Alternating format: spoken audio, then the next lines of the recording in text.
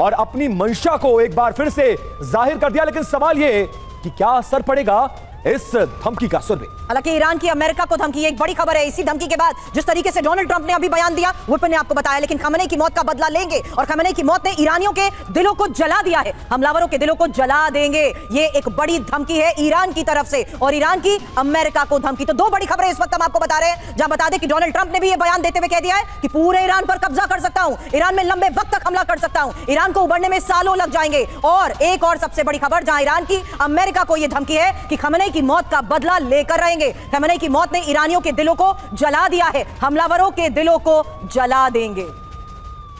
पूरे ईरान पर हम कब्जा कर सकते हैं, हमले रुकेंगे नहीं, दोबारा एटमी बनाने के लिए सोचा भी तो ऐसी सबक सिखाएंगे, ऐसा सबक सिखाएंगे कि सदियों तक याद रखेंगे। उधर ईरान के भी तेवर ढीले नहीं पड़ रहे हैं। अमेरिका को सीधा धमकी कि हम खामनेई की मौत का बदला लेकर रहेंगे। ये दो बड़ी खबरें वॉर फ्रंट से आ रही हैं। हमलावरों के दिलों को जलाकर राख कर देंगे, रिएक्शंस आ रहे हैं और ये दोनों तरफ के रिएक्शन बहुत खतरनाक है।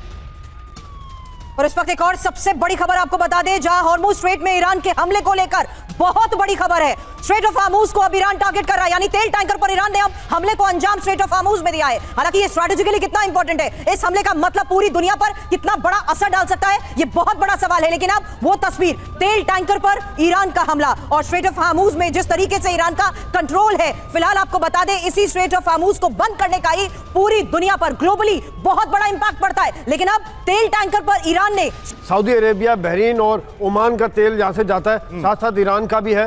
चीन का 50% के लगभग तेल की सप्लाई इस इलाके से होती है। देखा जाएगा तो तेल के प्राइस बहुत बढ़ जाएंगे। और यहां से अगर देखा जाए, इसको मैं लिंक करूं यहां से, ये जो अलग अलग इलाकों में इसी तरह धुएं का गुबार उठ रहा है। इसमें एक और बड़ी खबर है, तेहरान में ही हमले का एक और वीडियो, ये एक और नया वीडियो तेहरान में उस जगह पर हुए हमले का बताया जा रहा है, जहां अलग अलग जगहों पर धमाकों की आवाज सुनाई दी है। कई जगहों पर धमाके सुने गए हैं और आसमान में इसी तरह से धुएं का गुबार उठता नजर आ रहा है। और स्ट्रेट ऑफ हॉर्मुज में तेल टैंकर पर जो ईरानी हमला हुआ है उसकी भी तस्वीर। मनीष, बैक टू यू, ये बताते हुए कि ईरान ने भी तो ये बता दिया ना कि वो किस लेवल पर एक पैनिक सिचुएशन पूरे मिडिल ईस्ट में क्रिएट कर सकता है। भले आप हमारा खात्मा कर सकते हो, हमें पूरी तरह खत्म कर सकते हो अपने टारगेट को अचीव करने के लिए, लेकिन ईरान क्या क्या कर सकता है ये तो उसने एक ट्रेलर दिखा दिया, क्योंकि अभी वो पैनिक सिचुएशन बन चुकी है। लोग ये सवाल कर रहे हैं कि ईरान ने यूएई को, दुबई को, कतर को क्यों टारगेट किया।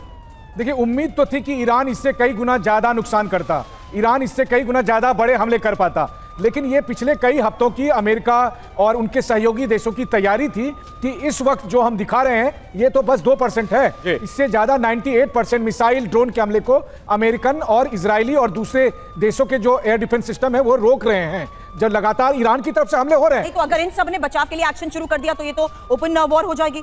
ये ओपन वॉर है, ये ऑलरेडी ओपन वॉर है। देखिए, मिडिल ईस्ट में जो आप कहते थे कि मध्य पूर्व में महायुद्ध, तो मध्य पूर्व का ये महायुद्ध है जिसमें ऑलरेडी ये सब जो युद्ध में शामिल हो चुके हैं। बिल्कुल, बस अंतर यह है कि अमेरिकन फोर्सेस या उनके सहयोगी फोर्सेस ईरानियन अटैक को बहुत हद तक रोकने में कामयाब हो रहे हैं। ठीक है संजय सोई सर, जिस तरह के हमले अब ईरान उन सहयोगी और मित्र देशों पर कर रहा है जो कहीं ना कहीं परोक्ष रूप से, अपरोक्ष रूप से अमेरिका और इजराइल के खिलाफ इस युद्ध में है, आपको क्या लगता है उनसे, उनकी तरफ से भी जवाब आ रहा है या जवाब की कहीं से गुंजाइश बनती है, या फिर वो वेट एंड वॉच कंडीशन में है? और अगर ऐसा हो गया, थोड़ा हाइपोथेटिकल क्वेश्चन है, अगर पूरा मिडिल ईस्ट ने मोर्चा खोल दिया ईरान के खिलाफ, अमेरिका इजराइल ने खोला हुआ है, तो ईरान में क्या बचेगा? विश्व में खौफ का माहौल है। बिल्कुल सर, खौफ का माहौल है और बहुत ज्यादा कंफ्यूजन की स्थिति है। और एक बहुत बड़ी खबर आ रही है, खामनेई की मौत पर बगदाद में फायरिंग हो गई है अमेरिकी दूतावास के बाद, कराची के बाद अब देखिए बगदाद एक और देश और एक काउंसुलेट पर और हमला।